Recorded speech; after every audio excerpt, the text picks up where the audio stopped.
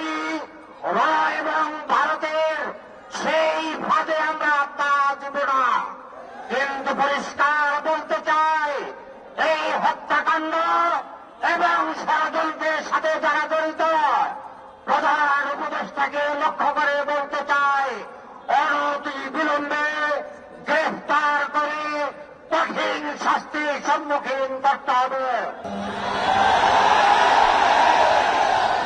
বাংলাদেশের 90% মুসলিম রাষ্ট্রের মধ্যে যখন দিনে দুপুরে আমাদের একজন মুসলিম ভাইকে কুপিয়ে জবাই করে হত্যা করা হবে, তখন আমরা পশ্চিমকালেও চুপ করে বসে থাকবো না।